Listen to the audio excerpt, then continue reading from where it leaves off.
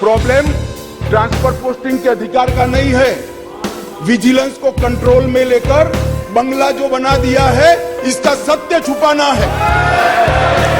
जो भ्रष्टाचार हो रहा है इसका सत्य छुपाना है। अलायंस होने के बाद भी पूर्ण बहुमत से नरेंद्र मोदी प्रधानमंत्री बनने वाले हैं। मैं इसलिए कहता हूं कि आप जिस चीज का विरोध कर रहे हैं, ये सिफारिश किसकी थी ये आपको मालूम होना चाहिए। ये पंडित नेहरू की सिफारिश थी। मान्यवर,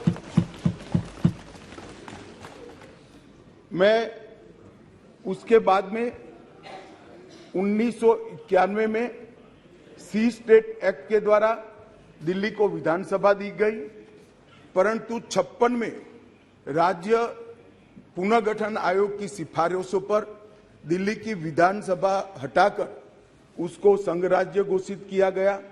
लगभग 3 दशक तक ये व्यवस्था चलती रही। 87 में सरकारिया कमेटी बनी जो बाद में बालाकृष्णन कमेटी के रूप में जानी गई और 91 में 69वां संविधान संशोधन किया गया और इसके बाद दिल्ली राजधानी राज्य क्षेत्र शासन अधिनियम 1991 जिसमें मैं आज संशोधन लेकर आया हूं, इसको इस महान सदन ने पारित किया गया और वही विधेयक के अंदर संविधान संशोधन के अंदर 239A जिसका मैंने जिक्र किया, उसमें इस संसद को राजधानी क्षेत्र के किसी भी हिस्से के लिए और किसी भी कार्य के लिए कानून बनाने के लिए संपूर्ण अधिकार संसद को देने का काम किया गया। मान्यवर, समस्या कहां से समाप्त शुरू हुई? 1993 से व्यवस्था चली आ रही थी।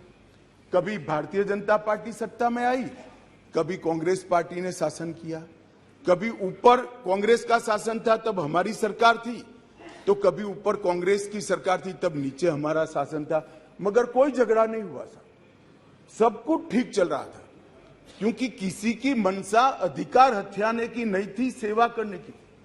कांग्रेस पार्टी ने भी भाजपा के साथ झगड़ा नहीं किया, भाजपा ने भी कांग्रेस सरकार के साथ झगड़ा नहीं किया और बहुत अच्छे से चल रहा था, कोई डिस्प्यूट नहीं, कोई झगड़ा नहीं। 1915 में स्थिति बदली और यहां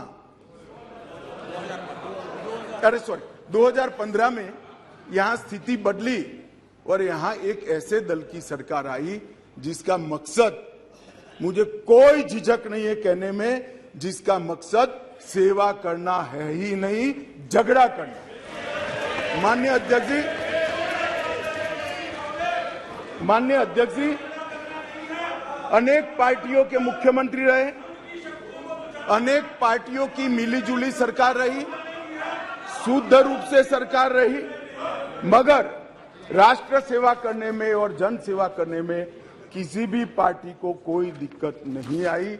मैं बाद में बात करूंगा क्या दिक्कत है वो, उसकी भी डिटेल बात करूंगा, प्रॉब्लम क्या है वो। प्रॉब्लम ट्रांसफर पोस्टिंग के अधिकार का नहीं है, विजिलेंस को कंट्रोल में लेकर बंगला जो बना दिया है इसका सत्य छुपाना है। जो भ्रष्टाचार हो रहा है इसका सत्य छुपाना है। मान्यवर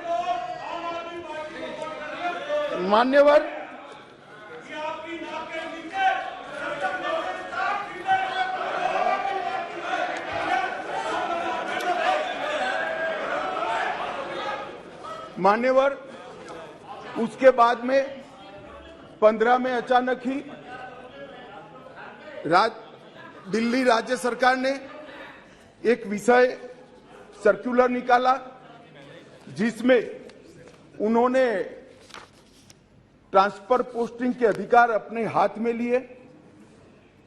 केंद्र सरकार ने एक नोटिफिकेशन निकाला, उसको हाईकोर्ट में चैलेंज किया गया, हाईकोर्ट का फैसला केंद्र सरकार के पक्ष में आया, इसको सुप्रीम कोर्ट में चैलेंज कर दिया गया, उसमें खंडित जनादेश आया, फिर संविधान पीठ बनी, संविधान पीठ ने कुछ फैसले कर नीचे फिर से 2 जजों की बेंच को दिया, उसमें भी सहमति नहीं बन पाई और फिर से संविधान पीठ बनी जिसने अभी अभी फैसला दिया। मान्यवर, मान्यवर, वो जो इंटरप्रिटेशन है, वो इंटरप्रिटेशन उन्होंने कानूनी और मॉरल दृष्टि से नहीं किया। उन्होंने इंटरप्रिटेशन कानून की स्थितियों का करते हुए ये कहा है कि फिर भी दिल्ली देश की संसद को और भारत सरकार को दिल्ली संघ राज्य क्षेत्र के लिए हर प्रकार का कानून बनाने का अधिकार है। वो अधिकार का उपयोग कर एक वटहुकम, एक नोटिफिकेशन निकाला गया और वो नोटिफिकेशन इसलिए निकालना पड़ा कि संसद उस वक्त काम नहीं कर रही, मतलब संसद बैठी नहीं थी, बैठकें चल नहीं रही, तो नोटिफिकेशन निकला और संसद सत्र के अनुपस्थिति में जो नोटिफिकेशन निकला, इसको मैं यहां लेकर आया हूं, जो आज सदन के चर्चा के लिए मैंने आप सबके सामने रखा है। मेरा सभी पक्ष के सदस्यों से विनती है कि चुनाव जीतने के लिए, किसी समर्थन हासिल करने के लिए, किसी पक्ष का विधेयक का समर्थन करना या विरोध करना, ऐसी राजनीति नहीं करनी चाहिए। नए गठबंधन बनाने के अनेक प्रकार होते हैं। नया गठबंधन बनाने के अनेक प्रकार होते हैं।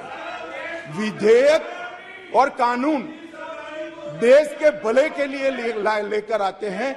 इसका विरोध या इसका समर्थन भी देश के और दिल्ली के भले के लिए करना चाहिए।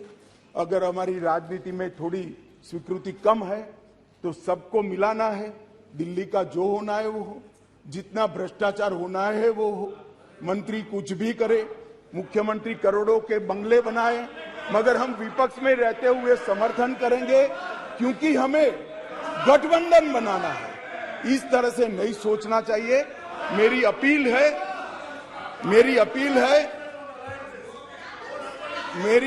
है विपक्ष के सदस्यों को कि आप दिल्ली की सोचिए, अलायंस की मत सोचिए। अलायंस से फायदा नहीं होने वाला है। अलायंस होने के बाद भी पूर्ण बहुमत से नरेंद्र मोदी प्रधानमंत्री बनने वाले हैं। इसलिए ये अलायंस के कारण जनता के हितों की बलि मत चढ़ाइए। जनता सब देख रही है।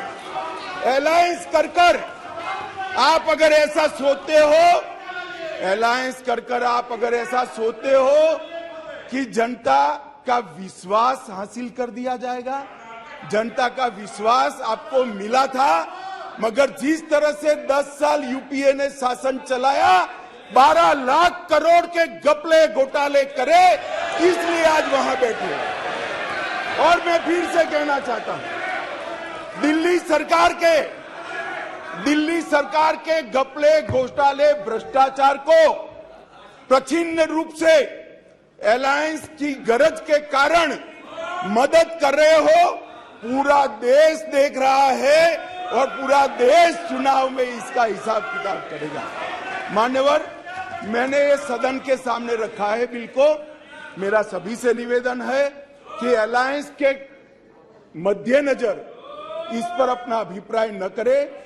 देश के और राजधानी क्षेत्र के भले के लिए न्यूट्रलिटी से बात करे।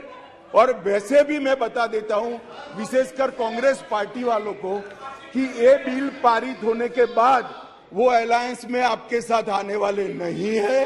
तो जो सच है वो करिए। इतना अपील करके मेरी बात को समाप्त करें।